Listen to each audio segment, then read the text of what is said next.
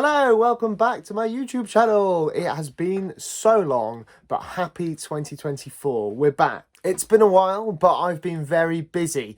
And maybe that's worth a whole other video on the channel. But the main news I have for you right now is that I've launched a show on TotalRock Radio called the Speedometer, where I'll play the best in brand new rock and metal tunes with the sole goal of finding you your new favourite artist or band.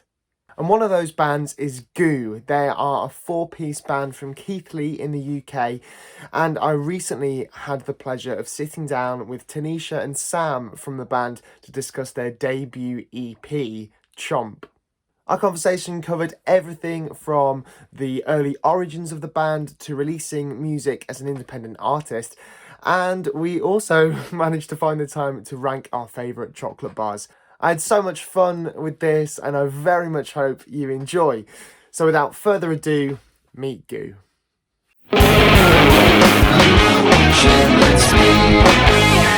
Hello and welcome to this special interview on the Speedometer with me, Matt Speeds. Today we are talking about Goo. They are a fuzzy, sunshine-saturated indie punk band from Keighley in West Yorkshire, and they have an absolutely killer live show and an EP called Chomp, which is brimming with bangers, and you can stream and buy it on formats including CD, vinyl, and digital now. And more importantly, Tanisha and Sam from the band are here with me now. How are we doing, guys? It's a pleasure to have you on. Yeah, we're doing good. Yeah, pleasure to be on. Yeah, thanks for having us, and thanks for asking. You're very welcome. It's a pleasure to have you on, and yeah, I'm really excited to talk to you a little bit about the origins of Goo and everything that's happened since, really. So yeah, I mean, I guess let's kick it off with kind of the formation of the bands. It's fairly well documented at this point, but it feels like a good place to start. So how did you all meet, and kind of when did the idea of forming a band start? Well, we've actually known each other for like A long time. a long time because we went to school together, so Yeah. but we weren't friends. We were in opposite cliques. yeah we like know each other in school weirdly. So, but we got close after we left. So it's kind of we did it in reverse, and then we both like knew of each other and that we both played guitar and liked the similar types of music. And then as like the years went on and we started to like kind of hang out more and more and chat about the bands that we liked, it kind of became obvious that we were going to have to start a band at some point because it'd be rude not to. Yeah, So, obligated to do it. Yeah, and we've both been in previous bands, where they've kind of like scratched an itch, but like nothing compared to what Goo is, especially for me anyway. Yeah. And but yeah, it was during COVID when we actually kind of got serious about it and started jamming when we were allowed to, obviously. Yeah, we'd had a couple of meetups sort of just prior to COVID, and just jammed a couple of ideas. Nothing really came of it, but then when we could and where we could, we were like socially distanced in Kurt's studio. Kurt's our drummer. Got his own studio as well, so we would go in one at a time. Would go in and put his little bit down on a demo, and then we'd go in one at a time and do it like that. And that became like our first single, Underground or Overseas. That's what that was kind of born as, like just a socially distanced, very precariously recorded single. Well, it was a demo at first, and we just liked it so much that we're like, oh, just put it out, and the rest is history. It feels like a different universe, doesn't it? Even though it was only 2-3 years ago now, but it feels like a different... weird. Yeah. And did you have an idea of kind of what the band would sound like before you went into the studio, or was it something that kind of evolved between yourselves in the room? I think originally, with another friend of ours as well, we wanted to start a band that was a bit like King Gizzard and the Lizard Wizard. Okay. We all bonded over our love for those guys. But then, I mean, I'll speak for myself. I'm not good enough to play anything like that. So this was like the next best thing. And we all have like a love for a lot of the same music, and 90s grunge and punk and other stuff as well. So Shoegaze. it all comes through like that. So Yeah, that's how it ended up like that. you can definitely hear there's 19's influences in the music that comes through definitely on the Chomp EP, which we'll talk about in a second. But I was wondering, sort of in the early days, obviously you talked about yourselves that the band kind of formed in the pandemic, so you formed the band and released your first single kind of nearly a year before your first show, with the pandemic kind of getting in the way. So how did it feel to finally kind of convert what you'd worked on in the practice room and in the studio onto the stage? It was I was really scared because like it was like our first gig, and it's it was what we were working towards for, like, say, a year or so. And also as well, like when it happened, everything had just opened again, so being out was weird, like, as alone. So it was kind of like a bit of a mixture of emotions, really. It was kind of like really happy to be out and also a bit kind of scared, topped off with being scared to play these songs that no one's really heard apart from maybe a couple singles. Yeah. And then, just hoping everyone likes it, because like you said, when you're a COVID band, all you have is social media. So you kind of build yourselves up to be like, you do a lot of kind of what's the word, promoting online, because you can't play gigs. So when it finally came around, we're like, right, we have to actually show these people what we've actually been doing, and we're just hoping it kind of translates well. Were there other bands in the scene that you kind of bonded with over that shared thing of, oh, we've started this project when we're not allowed to play? Not really. I think more often than not, we actually found that it was bands reforming through COVID. So there was more like, oh, the world might end, we might as well give it another go. Yeah. And it was like bands kind of coming back, so we were just like jumping on gigs with those guys. Like, hello, we're new, let us in. It's kind of a moment in history then, really, that kind of, we talk, a lot of people talk about the melting pot of the pandemic and everyone being creative because there's nothing else to do, but actually in terms of live shows, then there's even a generation of people who jumped on that on the coattails of the pandemic, which is pretty it's not something that's talked about maybe enough, which is pretty cool. So I guess let's fast forward. You playing some shows. You've released a couple of singles, but now it gets around to kind of this year, and we release the Chomp EP, which is awesome. I've left it downstairs, but I've got the CD, and that shows because it's downstairs in the CD player. But yeah, it's awesome, and there's all sorts of influences all over this EP. I can hear kind of grungy elements, obviously punk, and Rush particularly kind of feels a bit proggy, the way the feel and the tempo changes at points. I guess your first EP is kind of your first opportunity to show all of the different facets and sounds of your band in one place. Was that kind of how you approached it?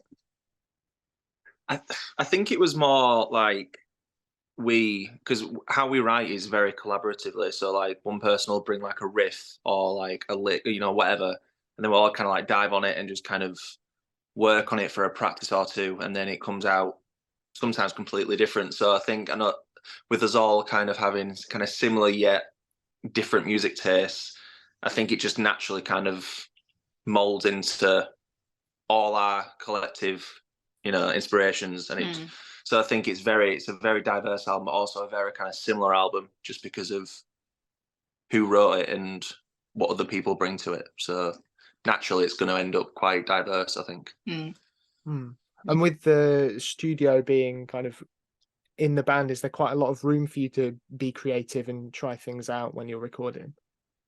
Yeah, definitely.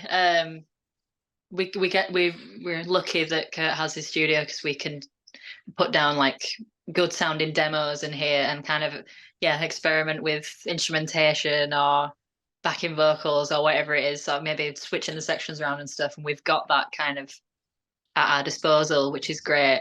And we feel really prepared to go into a studio, and then Kurt can sort of take a back seat and just be the band member rather than the engineer. So That's really cool. That's really cool.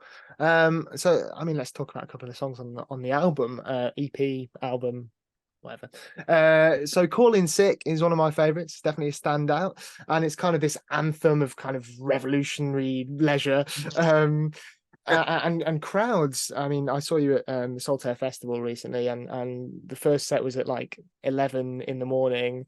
But there was still a crowd drawn to it, and there were still people singing along by the end. So, kind of, how does it feel to have your lyrics sung back at you, sort of as soon as you start singing them yourselves?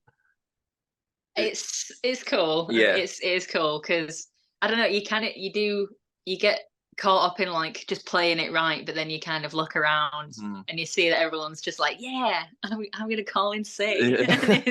Yeah, it does make it fun. It was when the weirdest one was we played in France like earlier this year, and the first gig that we did was in Paris, and people were singing it back to us there, and that was like a really kind of pinch me moment because hey, you know, no one knew who we were really, apart from maybe a few people who'd actually kind of saw us on the lineup of the festival. I was like, oh, who are they? Listen to them, and then Calling Sick at the time, not the EP version, the original version that was out. Yeah, and I remember looking kind of wipe my hair out my face because my hair a lot of the time. So I was kind of like looked up and I was like, holy shit, people are actually singing this. I'm just gonna go back. I remember that being the weirdest one was in France, people singing back lyrics. That was like bizarre. Yeah. And the music video is great as well. It kind of shows you all having a wonderful time in West Yorkshire's fine selection of pubs and bars. I wonder, what is Goo's typical drinks round? It's honestly, it's probably really boring. Yeah, I'm gonna say like 4 lagers or 4 like fucking house pails. Yeah, just anything that's like a lager or a beer, really. We're not really like don't really drink many spirits unless it's like after a gig or like someone at the bar afterwards is like, go have a shot. Like, okay. Depends. We do tend to, especially if we're all out as a band, there is a time in the night when it's like, should we move on to the cocktails? And then we really go just cocktail. On the Calling Sick video, you kind of see like the progression of our order because it's like starts off with like beer, maybe a lager or a Guinness, a couple of pints of Landlord. Like and then we're just like at this cocktail bar. And having the is it in Saltaire? That was Al's, Al's Dime Bar, yeah. Just anything with alcohol in it, really. Well, there's nothing wrong with a few beers. It's not boring, is it? That's kind of what we roll with it in Yorkshire, isn't it? Okay, do you have a favorite song or favorite lyric from the EP, and kind of why? Oh man, I feel like mine changes all the time, and it did certainly in the run up to releasing it. We put a single on and I'm like, yeah, I love this single, but then I'd be like, oh, I feel bad for this one that we're not doing as a single because I really like it. But I like the lyrics in Arcadia. The what's it called now, because me and Tanisha collaborated on those, and it was very much kind of like I don't know. It's just a bit of a special song for me. And I'm trying. It's so special that I can't remember the lyrics. I mean, Arcadia is the one that's kind of about picturing a castle in the sky, right? And wanting to find this utopia. Yeah, exactly. Yeah. It's a lovely song. Yeah, cheers, man. It'll come to me. I'll bly out. That's it, right? Yeah, because you just shout it. Yeah. Like, oh yeah. I think mine's De Novo, and it was, even when we were recording it, it was such a new song, wasn't it? And because our bass player Bryn, he only joined just over a year ago now. So, and we were in the studio like 3 months after he joined, and that idea was his song, like his riff and stuff that we'd just absolutely smashed through it, and we were like, oh, this song's great, it should go on the EP. I think that's my favorite. That's But the closer, isn't it? That's yeah, we finishing closed strongly. well, so it's it feels right. Yeah, good stuff. And I guess kind of on the opposite side of that, although not really. I know that recording and getting the exact sound you want can sometimes be really tough and exhausting. Is there a song that you didn't really enjoy recording or was really painstaking, but that you absolutely love playing live, particularly? Genova, yeah. Yeah, it's honestly like Tanisha said, it was so new at the time, and I have this thing where if I don't get it like instantly, I'll kind of like build it up in my head that I'm just not going to be able to play it, and then eventually I do. But yeah, for some reason that riff was just really hard to kind of nail, and the studio was great experience, and I loved it. But that one I felt the pressure on just getting it right and making it sound as good as it could be, and I think it did eventually. But that was one that I really had to kind of sit down and really focus on getting right. Yeah. What about you? For me, it was probably recording Rush. But it was just because I don't know, when you get into that space with the guy who's producing you, and they suggest something. Shout out Andy Hawkins. Shout out Andy Hawkins. He suggested me playing it a different way, and then I was like, well, that's not how I play it. That's not how I play it. But then I did, and I was like, no, he's right. But yeah, that was like it was Beth just a well. bit. Yeah, same thing for Beth. It was just a bit jarring because you just feel like, well, I've been doing it this way, and then someone's telling me to do it different. He was right, and it sounds amazing. Yeah. And as it stuck the way you play it on the record and in the shows then? Yeah, I actively try and emulate it now. That's good. With Beth, Andy kind of did the same thing with me. Like, he had a vision for it, and it was the better vision than what we had originally. But I've reverted back to playing it the old way because it's easier to play live. Right. So in the studio, it's like it sounds punchier and like tighter. Yeah, but live, it's just like you just gotta get it done. I don't want to have to think about playing that song. I just want to enjoy it and doing it with like the studio. He wants to be able to not have to look through his hair. Yeah. I want to look at my neck as little as possible.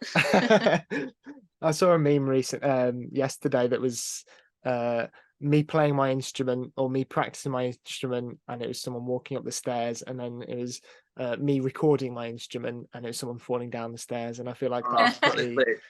red light syndrome is real. Fair play. So you now have the Chomp EP available on vinyl and on CD, obviously, but vinyl particularly is sick. Firstly, kind of how cool is it to have your own vinyl in your hands, and also secondly, how important is it as a grassroots band to have these pieces of physical music to sell at your gigs and for people to have?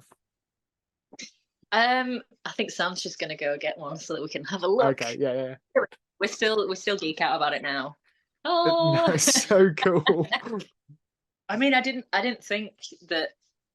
I never thought that like the first proper thing that we would ever record would be pressed onto vinyl. I thought that was going to be like way into the future. But yeah, it's pretty damn cool to have it on vinyl, especially because everyone in the band collects vinyl and listens to vinyl actively. It's not like it's just a bit of wax and a bit of it's actually really special to us because we all, like I said, we all listen to it, and to have our EP in that kind of selection, it's, Tanisha says, it's pretty cool. What does it go next to on your shelf? The C bands. No, the C EPs or the albums. It's an alphabetical for me. Okay. What, alphabetical by album? Album name or by we're Goo. We're not Goo. G. Yeah. The G bands. But yeah, it's important as like a DIY band to have something like this to sell, because it keeps you going. It means, I mean, most of our sales that we've had from this at gigs and stuff is now going into other stuff that we can do. Like, we're looking at going into the studio again at some point. We want to get some merch done as well. It just kind of, it all goes back into the band. So it's important to have it for sure. That's cool. And I guess it doesn't really get talked about enough, but I feel like it's important to talk about, like, what's it like being in a DIY band, a grassroots band, and balancing everyday life, a day job, and the band. And then, I guess, do you have any advice for people who are trying to do the same thing as you? Just, I don't know. Just, I don't want to be boring. Just like, just make time for it. But I think that's what we all really do, because, like you said, we've all got us day jobs and our own lives separately, and it's just a matter of just kind of having one day a week to practice for for as long as you can, or if you can get two in there, great, and just kind of live by your calendar. Honestly, like I was talking to my friend the other day. I was like, I never actually use my calendar on my phone until Goo started getting busy, and now it's the best thing because I forget and I look. I'm like, oh, so just just kind of plan ahead, and just plan ahead. Yeah, I think. Sorry to. No. I think we like religiously practice every single Wednesday, unless we can't do it on that day, and then we'll always do it another day. We always make sure that we get together to practice once a week. And I don't know, I think maybe something I would say is just like every opportunity that you have, if you're not preparing to play for a gig, just keep writing. Just keep writing songs, keep churning them out. You don't have to play all of them, but I don't know, it's fun, and you get to discover more about your own band and the way that you all click and write together. So yeah, just keep doing it, and then you're in a position when you can go to a gig and you can be like, oh, what should we play tonight? And kind of choose from the songs that you have, because if you write enough songs, you were saying the other day, it's a good position to be in, because like if we do a support slot where we've got half an hour, we've got like, I don't know how many songs at this point. We've got a lot of songs and we're like, what should we play compared to we can like try and tailor it to the vibe of the night. Yeah, which is cool. It keeps us on our toes as well. So persistence, organization, and just keeping at it, keeping going, being creative. Do it because you love it as well. Yeah, for sure. Good stuff. I think that's good advice. Okay, right. To lighten it up maybe a little bit, we're going to do a bit of daft now. Given that the EP is called Chomp, and we're getting towards Christmas festive season, which is the only time I ever eat a Chomp bar, when it's in a selection box. If you're overseas, then a Chomp is a bar of toffee wrapped in chocolate, and it is lovely, but it's questionable as to where in the hierarchy of chocolate bars it is. So I wondered if you'd be up for ranking the chocolate bars in a kind of traditional Cadbury's box. Yeah? Yeah. Okay. Right. We have 4 tiers, and I have. You might break the band. This is the important questions, right? Forget everything else. Okay, so we've got 4 tiers. The lowest tier is I'm calling in sick tomorrow because it's horrible and you feel ill and it's not good. The second tier, so the second worst or the third best tier, is called doing fine, and that's enough. It's fine. It's kind of meh. You'd eat it if someone offered you it, but you're not going out of your way. It's not the first one you pick out of the box. The third tier / second best tier is heck yeah, it's good, but it's not the best, right? And then the top tier, this is for maybe your favorite 2 or 3, is Arcadia. It's the absolute best. It's the top tier, right? Okay. So if you need a reminder of what the tier is called, feel free to ask. But let's kick it off with a Chomp bar. Let's kick it off with a Chomp bar. You are allowed to move it if you want. Where's it going? There. I think purely just based on that, I would only ever buy them with like pocket money from the shop when I was a kid, and it's not a chocolate bar that I buy as an adult now. I'm gonna have to go probably, I can't remember what it's called already. The third one. The third lowest. Doing fine, and that's enough. Yeah. Doing fine, yes. Doing fine, yeah. Chomp is doing just fine. Okay. Good stuff. Okay, first one crossed off, possibly, that's the big hitter, really, isn't it? Okay, Curly Whirly. This is my favourite, I think. That's just like a curly chomp in it, really. It is, yeah. But it's fun, isn't it? It's It's Yeah. fun. I'm gonna bump it up one, I think. What? Just second best. Heck yeah. Heck yeah. Yeah, curly whirly, heck yeah. Okay, cool. I think I'd agree with that, although it varies for me. Anyway, buttons. I feel like these are the most underrated because it's just chocolate in it. But what is it for Goo? Doing fine. Yeah, I agree. Yeah. Okay. I like when you snap them with your tongue on the roof of your mouth. That's what I was used to do. You just kind of like hold it up with your tongue on the roof of your mouth and push, and it's snapping too. I don't know what you're talking about. I think I kind of Yeah, no, I think I kind of do because it's the disc shape in you. Yeah. What do you Yeah. do? You can't just bite it because that just ruins the button, doesn't it? So, Yeah. yeah. I Okay. have mouth and melt it before biting it. Like what Yeah. you call it? Them things. Yeah. Okay, let's move on. Dairy milk, just your standard dairy milk chocolate. I'm gonna go for it's a classic, and you always know that you can rely on it. I'm putting it in the top. Top. Yeah. It's a selection box. You got to think. Okay. I'd say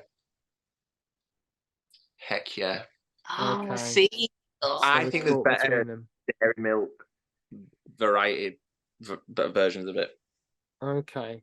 Well, we've not got anything in Arcadia yet, so do we put it in there? What's the word? Like, for now. I can't think of the word. What's the word? Provisionally. Right. Or are we holding out for the real All right, top Yeah, I've got faith in. We can move them. Yeah. Okay. So we'll put it in Arcadia for now, or I know we'll keep it as it is. Okay. Keep it as heck yeah. Yeah, okay. heck yeah. Okay. I've got all the faith in the world for this one. Right. This next one's quite a big one. Fudge. Oh, Arcadia. Yeah. Instant. Yep. Yeah. Okay. I knew that was coming. It's a great one. A fudge is like a chomp, but just so much better, really, isn't My it? only problem with a fudge is that they're not big enough. Yeah. They're way too small. Yeah. That's true. I think we should start a campaign to get fudges to be like curly whirly sized. If I think that would be ideal. We need to increase the thing in the selection box where it's the tray and it's all got the outlines of the. Oh yeah. The fudge one needs to be the long one, right? Yeah. Oh, the fudge can just be the whole thing, just like the big rectangle, a slab of fudge. Yes, please. Yes. Okay, right. We've got two more. We've currently got nothing in calling in sick, I guess, because it's nice chocolate. But the next one I feel like might be the main contender for it. A crunchy bar. Are you mental? At Arcadia. Immediately. Do you think? Yeah. Okay. Yeah. Well, it's because of the texture, and it breaks your teeth. So I was wondering if maybe you guys, but I would agree. Okay. Did you ever used to deconstruct it? Like bite all the chocolate? No. I've got some weird habits with chocolate. It's like I tried to do that thing where you like bite off both ends and then drink tea through it. Yeah. It doesn't work. You can do that with a Twix. Oh no. That's brown Cadbury. Oh, okay. Actually, I said we've got two left, but we've actually got two left now, rather, because I've just thought of another one that needs to be ranked. Okay, Freddo. What are we saying? If it's just plain chocolate, it doesn't really excite me. Just your regular Freddo. Ones have been quite mid. I'd purely based off doing how fine. Extortionate they are on their own. Yeah, they're going on the low end. They're going in doing fine. Doing fine. I think that's fair. That's what's saving it. Back in my day, they were 5p at the co-op. Yeah, that's a point. Freddo is a cultural and social touchstone, isn't it? For anyone who doesn't know, a Freddo is kind of how people measure inflation in kind of layman's terms, because they used to be really cheap and now they're like about £1, which is quite a lot of money for what it is, really. There we go. Okay, we've got one more, and this is a big one. Okay, a flake. Messy. Bethy, does that put it down in the ranks? Yeah. I I agree, don't have to actually. clean up my chocolate. I agree.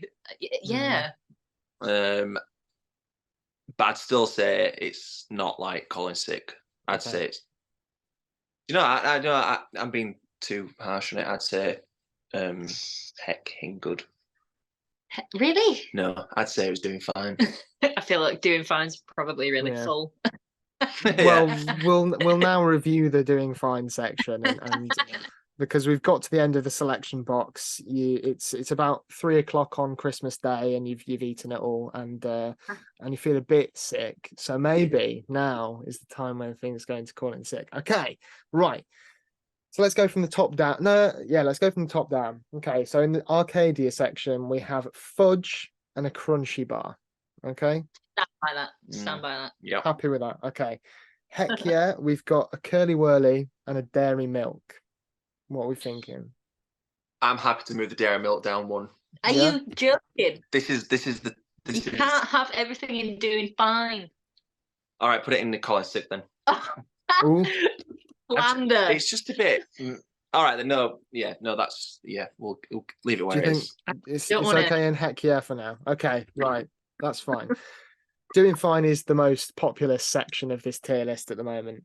We've got a chomp, we've got buttons, we've got a Freddo, and we've got a flake. I'd move the buttons down. I was thinking that. Yes. Buttons down. I think Buttons down, yeah. And it's such a small bag when you get them in a selection box. and Don't get me sometimes they're all wrong. stuck together as well, so it's less Yeah. buttony. I'll take the giant buttons or some caramel nibbles, but just a tiny bag of buttons, nah. No, Not sharing that one, are you? let's whack it in corner. Let's make it. Let's excite the okay, right. So we're happy with. Thing we'll ever do. Yeah. I can see it now on the headlines. Okay, right. Chomp, Freddo, and Flake in doing fine. Are we happy with that? Yeah. Okay. That's it. Well, we have Freddo and doing fine. Yeah. Okay, yeah, we'll leave it. we've completed it. Yeah. Completed it. Yeah. Unless Sam's just had a thought. I mean, if I was going to move anything, it'd be Freddo down to Same. to Colin sick. Right, you've agreed on that though, so it's going down. It's going down. It's going down. We've actually now got 2 in each one, so that feels fair. There you go. Yeah, it feels fair. Okay, right. I'm going to go through one more time, and then we will abandon this nonsense. So we have in calling in sick tomorrow, we have buttons and a Freddo. Yeah. In doing fine, we have a chomp and a flake. In heck yeah, we have a curly whirly and a dairy milk. And in Arcadia, the best chocolate bars in a selection box for Goo's money are a fudge and a crunchy. There we go. Yeah? Yeah. There we I'd buy go. it. I think we might actually fall out when this call ends. The dairy milk thing it's not good. Okay, right. Well, I'll leave you to fight amongst yourselves on that one. And let us know if you're listening or watching. Do you agree with Goo? I'd be inclined. I think you've been pretty fair with those chocolate bars, to be honest. But yeah, maybe someone will feel absolutely aggrieved that you've put a Freddo in calling in sick. You know, these things happen sometimes. Yeah. Cool. Well, thank you for indulging in that bit of nonsense. I guess to round off the interview, let's look forward. What's up next for Goo? What have you got in the works for the rest of the year, and maybe even into the new year? We've got a few gigs that we're doing. We've got one in Bradford tomorrow at the one in 12, which is the 25th November 25th, 24th, 24th. And then also Saturday we are playing in Sarby Bridge at the Blind Pig, and then we've got another gig next month at the 1 in 12. Mainly we're focused on writing some more stuff because we want to get back soon and keep the momentum going, keep the people happy, release some more music. Can't wait to hear it. And yeah, if you're hanging around in West Yorkshire, then Goo are somewhere near you playing on either a Friday or Saturday night. And thank you for modelling this. You can get the Chomp EP on vinyl, as well as other formats. I have the CD, but you know, the vinyl looks pretty sick, so I might be tempted. And it's obviously also on streaming services, but we don't like that. Thank you very much for joining me for this interview, Tanisha and Sam. It's an absolute pleasure. I'm glad we got to the bottom of some really important topics in the confectionery sphere, and yeah, it's been really interesting to hear what you've said about being a band and releasing music. So thank you very much. Thanks for having us, man. Yeah. Cheers, man. You are welcome. And obviously, if you'd like to hear some Goo, then tune into the Speedometer on TotalRock, which is every Monday from 4 till 6, and also on Mixcloud. But for now, thank you very much. Goodbye. So, you're looking for a new favourite song, but those suggested playlists are always full of the same old artist. And where do you start?